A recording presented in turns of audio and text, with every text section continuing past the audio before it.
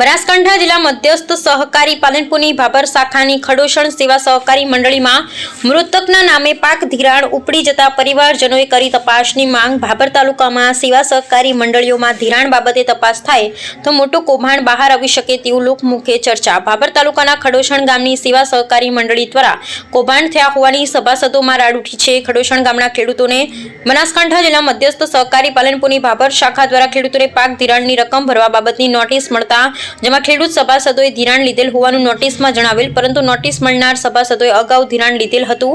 ખેડૂતોએ ધિરાણ ભરપાઈ કર્યું હતું, તેમ છતાં તે કાગળોનો ઉપયોગ કરી ધિરાણ ભરી દીધેલ હતું, પરંતુ નવા વર્ષમાં મંડળીના મંત્રી તેમજ બનાસ બેંકના સ્ટાફ દ્વારા ધિરાણ કૌભાંડ કરેલ હોવાનું ખેડૂતોએ જણાવેલ હતું।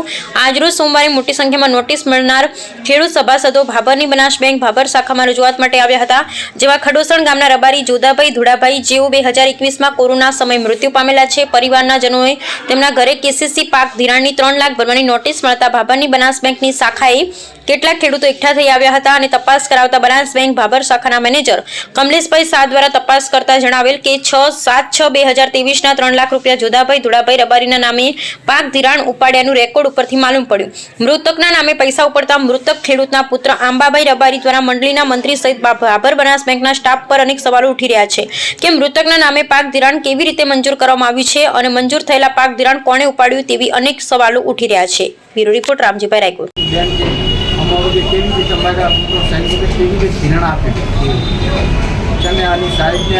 मंत्री लई गयो कि कोई बीजो कोई माणस लई गयो एमां कोई साबित नहीं।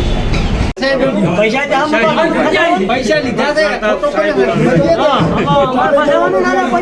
2-3 वर्ष થઈ ગયા હે અને અમારા કાકાના નામે પૈસા ઉપાડ્યા એ કોણે ઉપાડ્યા, બેંકવાળા ઉપાડ્યા કે મંત્રીએ ઉપાડ્યા મને કોઈ જાણ નથી। અમને નોટિસ આવતા અમને થોડીક દુઃખ જ લાગ્યું તો અમે બેંકે આવી અને આવેદનપત્ર આપવા માટે તૈયાર છીએ અને બેંકને કહીએ છીએ કે જે અમને ઉપાડ્યો હોય અમને એમના જોડેથી દંડ વસૂલાત કરી અને પૈસા ભરપાઈ કરે એવી મારી માંગ છે। કયા વર્ષમાં તમારા કાકાનું ઓફ થઈ ગયેલા? તમારા કાકા કયા વર્ષમાં મરી ગયેલા? બીજા લોકોને પણ આવું નોટિસો મળી છે અને બીજા 2 મરણના છે, એમને પણ આવા કેસ થયેલા છે। લગભગ 50 નોટિસો ખડોસણ અંદર આવેલી છે, તો 50-50ને ન્યાય મળે એવી મારી માંગ છે। અમારા ગામના જયસુખભાઈ મંત્રી એમના પૈસે અમે ઉપાડ્યા હતા, પણ અમે પૈસા ભરી દીધા બેંકના અને ફરી એણે પાછું ધિરાણ ઉપાડી લીધું અને અમને નોટિસ મળી એટલે અમે આવ્યા પાછા બેંકથી। તમે પૈસા નતા લીધા? ના, પૈસા નથી લીધા હો। તો તમને નોટિસ શા કારણે મળી? હવે અમે નોટિસ આવી એટલે અમે આ બેંકે આવ્યા।